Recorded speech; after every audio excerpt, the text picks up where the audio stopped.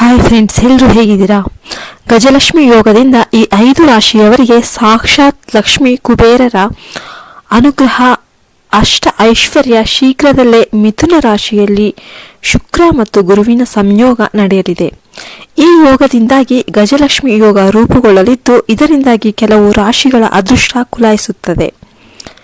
ಈ ರಾಜಯೋಗವು ಯಾವ ರಾಶಿಚಕ್ರ ಚಿಹ್ನೆಗಳಿಗೆ ಬಹಳ ಅದ್ಭುತವಾಗಲಿದೆ ಎಂಬುದನ್ನು ನಾವು ತಿಳಿಯೋಣ.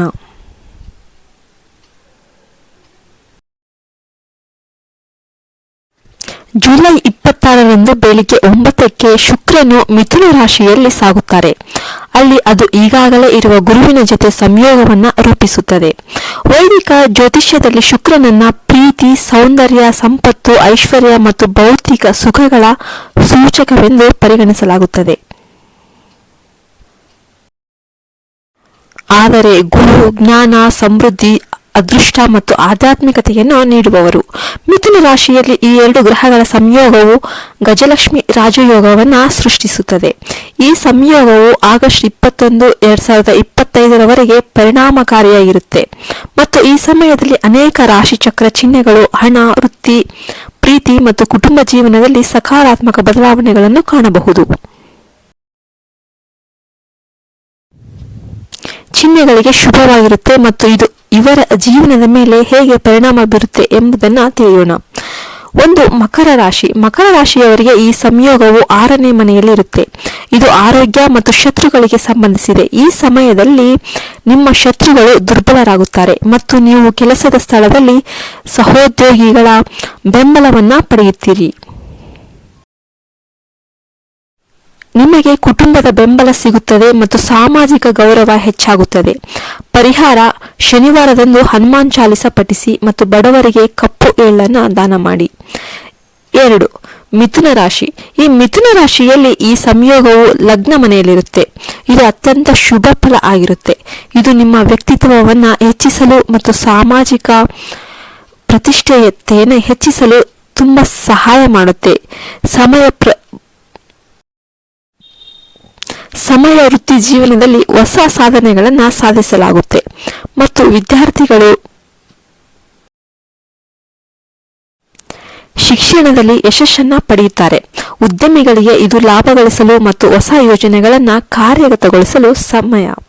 ಮಕ್ಕಳಿಗೆ ಸಂಬಂಧಿಸಿದ ಸಮಸ್ಯೆಗಳು ಬಗೆಹರಿಯುತ್ತವೆ ಮತ್ತು ಕುಟುಂಬದಲ್ಲಿ ಸಂತೋಷದ ವಾತಾವರಣ ಏರ್ಪಡುತ್ತೆ.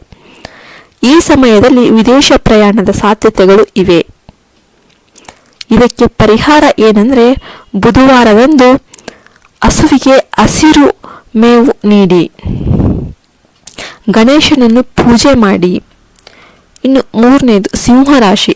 ಈ ಸಿಂಹರಾಶಿಯವರಿಗೆ ಈ ಸಂಯೋಗವು 11ನೇ ಮನೆಯಲ್ಲಿರುತ್ತೆ. ನಿಮ್ಮ ಆರ್ಥಿಕ ಪ್ರಗತಿ ಮತ್ತು ಸಾಮಾಜಿಕ ಜ್ಞಾನವನ್ನು ಹೆಚ್ಚಿಸುವ ಸಮಯ ಇದು. ಈ ಸಮಯದಲ್ಲಿ ನೀವು ಕ್ಷೇತ್ರದಲ್ಲಿ ಯಶಸ್ಸನ್ನ ಪಡೆಯುತ್ತೀರಿ ಮತ್ತು ಉದ್ಯೋಗದಲ್ಲಿ ಬಡ್ತಿಯ ಸಾಧ್ಯತೆಗಳು ಕೂಡ ಇವೆ. ಹೊಸ ಒಪ್ಪಂದ ಮತ್ತು ವ್ಯವಹಾರದಲ್ಲಿ ಪಾಲುದಾರಿಕೆಯಿಂದ ಲಾಭ ಇರುತ್ತೆ. ಈ ಸಮಯ ಹೂಡಿಕೆಗೆ ತುಂಬಾ ಅನುಕೂಲಕರವಾಗಿದೆ, ಆದರೆ ಅಪಾಯಕಾರಿ ಕೂಡ ಹೌದು. ನೀವು ಹೂಡಿಕೆಗಳನ್ನು ತಪ್ಪಿಸಿ. ಇದಕ್ಕೆಲ್ಲ ಪರಿಹಾರ ಏನು ಅಂತಂದ್ರೆ, ಸೂರ್ಯ ದೇವನಿಗೆ ನೀರನ್ನ ಅರ್ಪಿಸಿ ಮತ್ತು ಭಾನುವಾರ ಬಡವರಿಗೆ ಆಹಾರವನ್ನ ದಾನ ಮಾಡಿ. ಇನ್ನು 4. ತುಲಾರಾಶಿ. ಈ ರಾಶಿಯವರಿಗೆ ಸಂಯೋಗವು 9ನೇ ಮನೆಯಲ್ಲಿರುತ್ತೆ. ಈ ಸಮಯವು ನಿಮಗೆ ಭವಿಷ್ಯ ಹೇಳುತ್ತೆ. ದೀರ್ಘಕಾಲದಿಂದ ಬಾಕಿ ಇರುವ ಕೆಲಸಗಳು ಪೂರ್ಣಗೊಳ್ಳುತ್ತೆ ಮತ್ತು ವಿದೇಶ ಪ್ರಯಾಣ ಅಥವಾ ಉನ್ನತ ಶಿಕ್ಷಣಕ್ಕೆ ಅವಕಾಶಗಳು ಲಭ್ಯವಿರುತ್ತವೆ. ಧಾರ್ಮಿಕ ಚಟುವಟಿಕೆಗಳಲ್ಲಿ ಆಸಕ್ತಿ ಹೆಚ್ಚಾಗುತ್ತೆ ಮತ್ತು ತೀರ್ಥಯಾತ್ರೆಗೆ ಹೋಗುವ ಸಂಭವ ಕೂಡ ಬರುತ್ತೆ. ವ್ಯವಹಾರಕ್ಕೆ ಪ್ರಯೋಜನವನ್ನ ನೀಡುತ್ತೆ ಮತ್ತು ಕೆಲಸ ಮಾಡುವವರಿಗೆ ಹೊಸ ಜವಾಬ್ದಾರಿಗಳು ಸಿಗಬಹುದು. ಕೌಟುಂಬಿಕ ಜೀವನದಲ್ಲಿ ಸಂತೋಷ ಮತ್ತು ಸಾಮರಸ್ಯ ಇರುತ್ತದೆ. ಈ ಸಮಯದಲ್ಲಿ ನೀವು ನಿಮ್ಮ ಸೃಜನಶೀಲತೆ ಮತ್ತು ಆತ್ಮವಿಶ್ವಾಸವು ಉತ್ತುಂಗದಲ್ಲಿರುತ್ತದೆ. ಪರಿಹಾರ: ಶುಕ್ರವಾರ ದುರ್ಗಾದೇವಿಯನ್ನ ಪೂಜಿಸಿ ಮತ್ತು ಕೆಂಪು ಹೂಗಳನ್ನು ಅರ್ಪಿಸಿ. 5ನೇದು ವೃಷಭ ರಾಶಿ. ಈ ವೃಷಭ ರಾಶಿಯವರಿಗೆ ಈ ಸಂಯೋಗವು 2ನೇ ಮನೆಯಲ್ಲಿರುತ್ತದೆ. ಇದು ಸಂಪತ್ತು ಮತ್ತು ಕುಟುಂಬಕ್ಕೆ ಸಂಬಂಧಿಸಿದ್ದು. ಶುಕ್ರನ ಸ್ವಂತ ರಾಶಿಯಾಗಿರುವುದರಿಂದ ಈ ಸಂಚಾರದ ಪರಿಣಾಮವು ಇನ್ನಷ್ಟು ಬಲವಾಗಿರುತ್ತದೆ.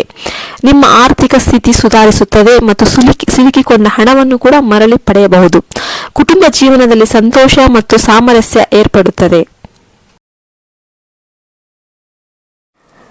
ಆಸ್ತಿ ಖರೀದಿಸಲು ಅಥವಾ ವಾಹನ ಖರೀದಿಸಲು ಈ ಸಮಯ ನಿಮಗೆ ತುಂಬಾ ಶುಭಪ್ರದವಾಗಿದೆ. ಕೆಲಸ ಮಾಡುವ ಜನರು ಬಡ್ತಿ ಅಥವಾ ಹೊಸ ಜವಾಬ್ದಾರಿಗಳನ್ನು ಪಡೆಯಬಹುದು. ನಿಮ್ಮ ಕೌಟುಂಬಿಕ ಜೀವನದಲ್ಲಿ ಮಾಧುರ್ಯ ಇರುತ್ತದೆ. ಈ ಸಮಯದಲ್ಲಿ ನಿಮ್ಮ ಸೃಜನಶೀಲತೆಯನ್ನು ಬಳಸಿಕೊಂಡು ನೀವು ಕಲೆ ಅಥವಾ ವ್ಯವಹಾರದಲ್ಲಿ ಯಶಸ್ಸನ್ನು ತಲುಪುತ್ತೀರಿ.